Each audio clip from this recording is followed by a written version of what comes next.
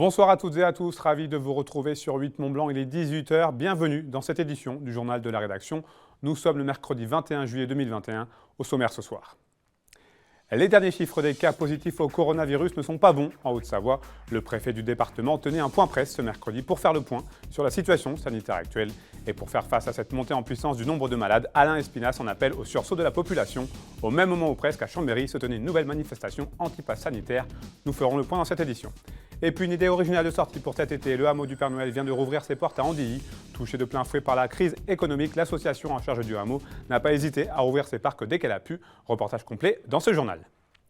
Je vous le disais en titre, ce mercredi après-midi, Alain Espinasse, le préfet de Haute-Savoie, a tenu un point presse.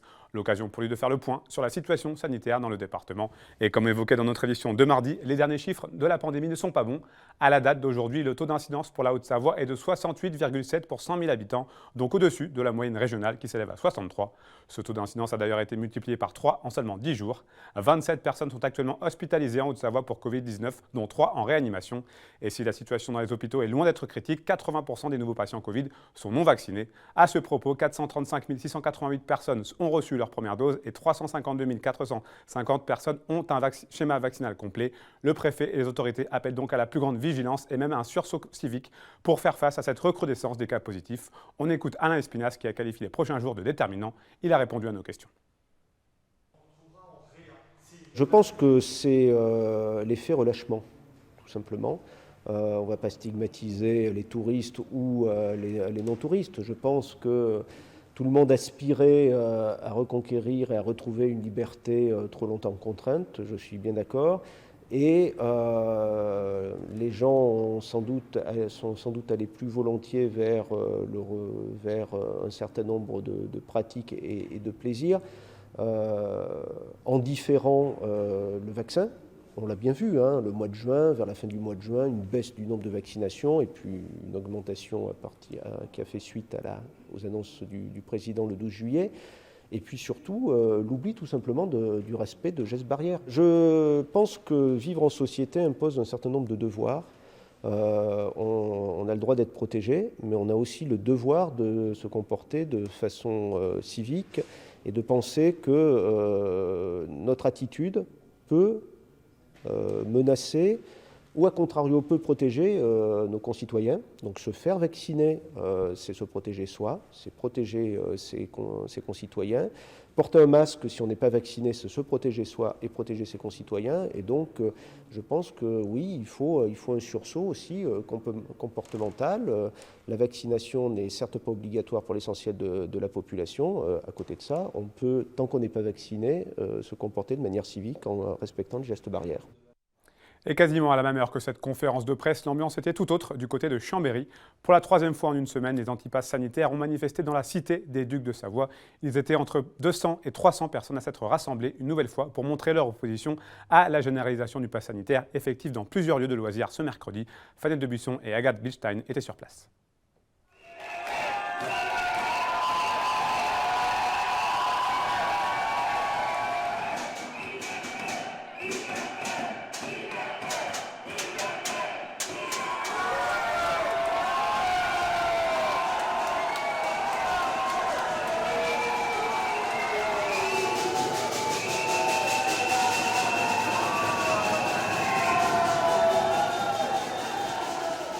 Une foule en colère, disparate, avec une cible commune, le président de la République. Une colère qui prend corps dans l'hôtel de ville ce mercredi. Quelques minutes de frénésie et les manifestants sont évacués de la mairie dans le calme. Beaucoup refusent le vaccin, tous le pass sanitaire. Ils ont déjà manifesté le 14 juillet, le 17 et sont de retour dans les rues de Chambéry. Il faut se mobiliser souvent, c'est tout. Il faut se mobiliser, ce serait bien tous les jours, mais tous les jours on n'aurait personne. Donc là, aujourd'hui, un mercredi, un jour de semaine, comme ça, jour de travail, c'est bien. On a le droit de choisir ce qu'on met dans son corps, et ça, j'en veux pas. J'ai vacciné mes enfants pour tout le reste, mais ça, j'en veux pas. Pour protéger les enfants, comme mon panneau l'indique, parce que j'ai bien peur que bientôt ça arrive à eux. Et je trouve ça illogique, étant donné qu'on a dit qu'il y avait très peu de cas. Chez les enfants, je ne comprends pas qu'on puisse administrer une substance expérimentale chez des enfants. Ça me prend à cœur. J'ai peur de perdre mon travail en tant que fonctionnaire, travaillant avec des enfants aussi. On ne veut pas de la dictature, on ne veut pas du fascisme. On ne peut pas nous obliger à nous faire vacciner. Ce n'est pas un vaccin, c'est une expérimentation. On ne veut pas être des cobayes, on ne veut pas mourir. Et on se bat pour nos enfants. La foule est hétérogène, des soignants, des familles, des manifestants plus radicaux, des citoyens. Moi, je suis infirmière et je suis maman. Et je trouve intolérable qu'on nous menace de cette façon. Après tout ce qu'on a vécu depuis 1 an et demi, tout ce qu'on a fait pour nos patients, c'est intolérable. C'est anormal. Donc pour vous, la sortie de crise, elle doit passer par où? Mais alors, éventuellement la vaccination, parce que moi je ne suis pas du tout contre la vaccination, mais il y a beaucoup de choses que le gouvernement aurait dû faire depuis 1 an et demi. Ouvrir des lits, donner des moyens à l'hôpital. Comme 2 pour 80 personnes. C'est plus possible. Le système de soins aujourd'hui s'écroule. On fait ce qu'on peut, c'est la goutte d'eau. Rappeler la nécessité d'une vaccination généralisée, massifiée de la population. Pour nous, le pass sanitaire est une mesure répressive, autoritaire. Et en plus, ça ne fait que renforcer la défiance que peuvent avoir les gens envers le vaccin et envers le gouvernement, et pour le coup, à raison. Ce que nous revendiquons en revanche, plutôt qu'un pass vaccinatoire, la levée des brevets sur les précieux vaccins.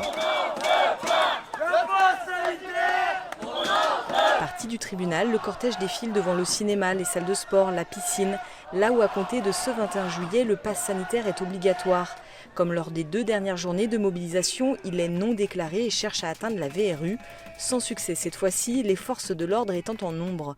Le préfet l'avait d'ailleurs rappelé la veille, rappelant les risques et les responsabilités engagées en cas de nouvelle occupation de la voie rapide. Attends, on va pas sur la VRU. Là, c'est vous nous empêchez de manifester. C'est interdit. N'avez-vous pas honte? Les opposants au pass sanitaire poursuivent leur mobilisation. Un nouveau rassemblement est d'ores et déjà prévu samedi après-midi à Chambéry.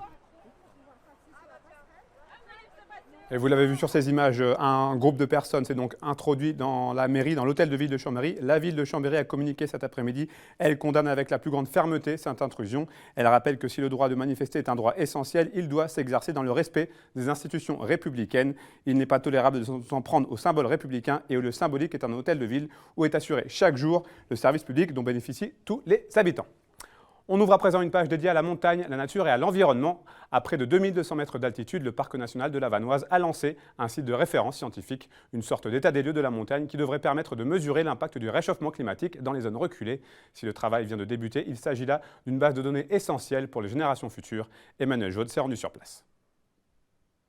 Lancé il y a quelques jours, le tout nouveau site de référence scientifique de la montagne du Sceau est d'ores et déjà en pleine phase de collecte d'informations. Basé autour du refuge éponyme sur les hauteurs de Méribel, il s'agit là de créer une base de données exhaustive de toute la biodiversité présente dans cette zone de montagne. La biodiversité évolue dans le temps en fait, et pour voir comment elle évolue dans le temps, il faut à un moment partir sur un temps zéro en fait. Il faut avoir une référence de départ pour voir s'il y a plus de diversité, s'il y a plus de plantes, s'il y a plus d'animaux, si les populations de bouquetins sont plus importantes, si les populations de champignons sont plus importantes, si la diversité en champignons est plus importante. Et pour ça, il faut une référence en fait. Donc nous, ça nous sert de référence en fait cette étude-là. Et elle va être suivie, elle va être répétée régulièrement pour voir comment ça évolue en fait, tout simplement. Si le site du Sceau a été retenu, c'est que les alpages du refuge ne sont plus pâturés depuis quelques décennies déjà. Une évolution assez rare dans nos montagnes et qui permet de bien se rendre compte de la hauteur gagnée par la végétation. Pendant 2 ans, on a lancé un ATVI, donc c'est un inventaire de tous les taxons qui existent. Donc on a fait plein de nouvelles découvertes, aussi bien sur des mouches que sur des araignées. Et ensuite, on va travailler, le changement climatique va plutôt se voir sur le côté flore et côté hauteur. Au-delà du caractère scientifique, cette étude pourrait également servir à la communication auprès du large public qui découvre la montagne grâce au refuge du Sceau. Un lieu où se retrouvent de nombreux néophytes tout au long de l'été. On a quand même beaucoup de gens qui ne connaissent rien à la montagne, qui me viennent jusqu'ici. Donc du coup, on a quand même tout un travail pédagogique envers eux sur la montagne, sur la protection des animaux, sur des choses qui sont toutes simples, sur la vie toute simple. Et je crois que ceux qui viennent ici ont vraiment besoin d'avoir ce côté un peu de simplicité. Simplicité bonheur, vous voyez. Et c'est assez important. Si le travail vient donc de débuter, il faudra au moins 2 ans afin de parfaire ce panorama de la biodiversité locale. Une étude qui pourrait également servir aux futures générations comme témoignage de la vie au sens large dans nos zones d'altitude. Et pour continuer de parler nature et montagne, j'accueille à présent mon invité Yann Lamaison. Bonsoir. Bonsoir. Merci de nous d'avoir accepté notre invitation. Vous êtes le responsable de communication de l'association Mountain Riders. Avant d'évoquer votre actualité, j'aimerais avoir votre avis sur le reportage qu'on vient de voir. C'est un reportage qui est extrêmement intéressant. En tout cas, il a été dit dans le reportage la question de pédagogie. Aujourd'hui, on a une clientèle de montagne, on a des touristes en montagne qui ont besoin aussi de comprendre un petit peu les changements climatiques. C'est important d'éduquer, de ne pas moraliser, voilà, de faire comprendre, d'inspirer aussi. Et en tout cas, c'est un travail qu'ils ont l'air de faire avec beaucoup d'engagement. Et voilà, c'est aussi important pour nous de transmettre un petit peu ce savoir sur la montagne, sur les questions de dérèglement climatique. Voilà, c'est important de transmettre ce message. Alors revenons à Mountain Riders. Donc votre association fête cette année ses 20 ans. Pour ceux et celles qui ne vous connaissent pas, pouvez-vous nous rappeler ce qu'est Mountain Riders ? Alors Mountain Riders, c'est une association d'éducation à la transition écologique en montagne. Effectivement, on a eu 20 ans cette année. Et notre rôle au quotidien, c'est de sensibiliser, d'éduquer, mais de manière non moralisatrice, les jeunes, le grand public, les territoires aussi. On travaille beaucoup avec les territoires de montagne pour inspirer, pour engager des démarches concrètes de changement aussi dans soit sa pratique, soit sa pratique professionnelle aussi. Et le but, c'est de fédérer ces pratiquants de montagne et de se mettre tous autour de la table sans venir faire culpabiliser les uns ou les autres. Pour l'occasion, pour ces 20 ans, vous avez organisé donc il y a un mois une grande opération de ramassage de déchets aux Arcs 1800. J'imagine malheureusement que les sacs étaient encore bien remplis, cette fois encore. Alors oui, à cette opération, on est arrivé à un total de 310 kg, 308 kg exactement de déchets, voilà, grâce à la mobilisation de 150 personnes sur cette opération. C'est des chiffres qui sont aujourd'hui plutôt stables en fait. Voilà, on retrouve toujours des déchets. Après, parfois la typologie de déchets aussi peut varier. Ça, c'est important de comprendre au-delà de ramasser quels sont les déchets, d'où viennent-ils, quel impact ont-ils sur l'environnement et comment on peut les réduire à la source. Ce n'est pas la première fois, ni la dernière. J'imagine que vous mettez en place ce genre d'opération. Comment est-ce que vous avez pu expliquer qu'à chaque fois, vous trouvez autant de déchets ? Aujourd'hui, en fait, cette action de ramassage de déchets, elle doit être couplée à de l'éducation, à de la sensibilisation, d'expliquer aussi pourquoi il y a pourquoi on a un tel impact en montagne, quel est le lien aussi avec les autres territoires. Il faut savoir qu'un déchet qu'on retrouve en montagne va finir potentiellement dans la mer, ou en tout cas va suivre un cours assez long, puisqu'il met un temps assez considérable à se dégrader. Et aujourd'hui, c'est important de montrer qu'il y a des solutions qui existent pour réduire les déchets, pour éviter de les jeter déjà, et puis pour les réduire à la source, pour qu'on arrive un jour comme on disait il y a 20 ans, à disparaître puisqu'on n'aura plus besoin de nous. Pour en revenir à l'association, quels sont vos principaux axes de travail actuellement et pour l'avenir ? Alors aujourd'hui, on continue de sensibiliser énormément le grand public et les jeunes à travers des séjours itinérants en montagne, à travers de l'éducation, à travers des séjours pédagogiques aussi, à travers des interventions dans le milieu scolaire. Et puis on travaille aussi beaucoup, notamment encore plus cette année avec les territoires de montagne, via notamment notre démarche Flocon Vert, qui est une démarche qui permet au grand public à la fois d'avoir une vision claire sur les stations qui s'engagent dans une démarche d'exemplarité, et puis à la fois aussi de permettre aux stations d'avoir un outil et aux destinations d'avoir un outil pour travailler sur ces questions de transition écologique et de transition sociale aussi. Justement, comment est-ce que vous vous positionnez par rapport à ces stations de sport d'hiver qui n'ont pas pu ouvrir l'hiver dernier à cause de la pandémie ? Alors aujourd'hui, la saison blanche qu'on a vécue, elle a été, je pense, assez riche d'enseignements.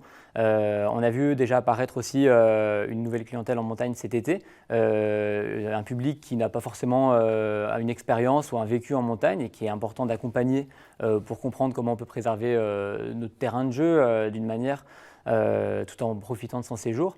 Et puis le deuxième enseignement, c'est aussi que cette saison blanche pose la question de la diversification en montagne, c'est-à-dire qu'il faut commencer à réfléchir aussi sur une stratégie de 4 saisons, ou en tout cas de diversification pour proposer une montagne qui soit un lieu de vie, qui soit un lieu qui vive à l'année et qui ne soit pas forcément uniquement un lieu de loisirs ou un lieu qu'on vient consommer. Vous venez un petit peu d'y répondre, mais est-ce qu'au final, cette crise avec toutes ces conséquences qui vont avec, elle ne va pas un peu dans votre sens, notamment concernant un changement de modèle économique ou une approche différente du tourisme, notamment en montagne ? Alors en tout cas, ce qu'on a remarqué nous, c'est que cette crise, elle a été accélératrice de certains changements en montagne. On a vu des acteurs prendre conscience de l'impact justement de cette saisonnalité en fait, et la saison blanche a accentué un petit peu tout ça. Et aujourd'hui, on ne va pas dire que ça nous a servi parce que voilà, il y a eu des conséquences aussi assez dramatiques. Par contre, effectivement, ça pose question sur comment on peut imaginer le futur de la montagne et comment on peut imaginer le futur à l'année. Alors on n'est pas là pour inonder nos téléspectateurs de mauvaises nouvelles, mais très sincèrement, au fond de vous, vous y croyez, vous êtes optimiste pour la suite?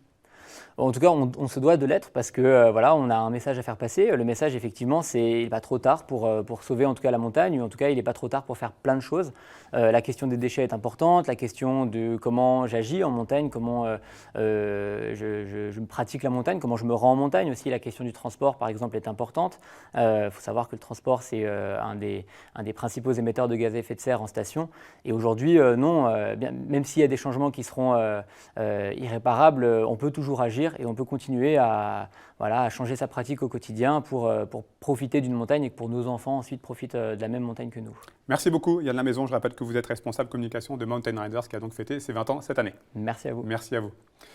Un tout autre sujet à présent, c'est l'été et vous êtes peut-être à court d'idées pour occuper vos enfants si vous alliez rendre visite au Père Noël en plein mois de juillet. L'hypothèse peut prêter à sourire, mais c'est en tout cas possible au hameau du Père Noël d'Andilly qui vient de rouvrir ses portes aux visiteurs. L'hiver dernier, une cagnotte avait été lancée pour aider financièrement l'association qui gère le grand parc d'Andilly. Le hameau du Père Noël est donc ouvert pour le plus grand bonheur des enfants, comme vous allez le voir dans ce reportage de Lucas Ruche. Le hameau du Père Noël a enfin pu réouvrir. Après de longs mois de fermeture causés par les restrictions sanitaires, les visiteurs peuvent à nouveau flâner dans les différentes pièces du chalet. Un retour qui émerveille avant tout les enfants. Je suis content de venir et le Père Noël. C'est magique, il y a la magie de Noël même si on est en été. Avec une perte du chiffre d'affaires estimé à plus de 5 millions d'euros depuis le début de la crise, il était important que le lieu reprenne vie et au plus vite. Comme on a été fermé en hiver, pour nous c'était important de redonner cette possibilité aux gens du coin de revenir. Et on se rend compte que la fréquentation est nettement supérieure à d'habitude, parce que ceux qui n'ont pas pu venir cet hiver sont contents de venir, les gens ont besoin de rêver, les gens ont besoin de faire les deux parcs. Et économiquement, puis même nos salariés, ils sont quand même contents d'avoir du travail, il y a tout. Il y a un rôle qui est complet. Que tu pourras dire au lutin de m'apporter plein de voix Pokémon et un doudou Pokémon. Et que ne serait une visite du hameau sans rencontrer le maître des lieux, chaudement habillé pour l'été. Et là, au mois de juillet, le Père Noël, il est pas en Marcel? Oh non, non, non, non. Je crains les coups de soleil, alors je garde toujours la chemise. En Marcel, vous savez, avec mon âge, je suis plus très beau à voir. Hein. Avec un personnel et une fréquentation divisée par 10 en saison estivale, le hameau reprend doucement mais sûrement ses activités, 5 mois avant les fêtes de Noël. En sport, alors que les Jeux Olympiques d'été de Tokyo doivent normalement débuter ce vendredi, on a appris ce mercredi que le Comité international olympique avait voté à l'unanimité l'ajout du ski alpinisme au programme des JO d'hiver 2026 de Milan-Cortina. La discipline sera sport supplémentaire sans garantie d'être reconduit. Quoi qu'il en soit, cette annonce est une bonne nouvelle pour la France qui compte parmi les meilleures nations mondiales avec en tête d'affiche Axel Mollaret ou encore Thibaut Anselmet. Par ailleurs, on a également appris aujourd'hui que les Jeux Olympiques d'été 2032 se dérouleraient à Brisbane en Australie. C'est la fin de cette édition. Merci à vous pour votre fidélité à l'information sur 8 Mont Blanc. Merci à toute l'équipe. Après cette édition du journal La Météo présentée par Thierry Lepaume, n'oubliez pas, à 19h30, vous avez rendez-vous avec le journal de la Transmoyenne vanoise pour tout savoir sur cette nouvelle journée de compétition. À très bientôt sur nos antennes. Passez une très belle soirée. Prenez soin de vous et de vos proches. Jeudi, vous avez rendez-vous avec Marie Schneider pour le journal.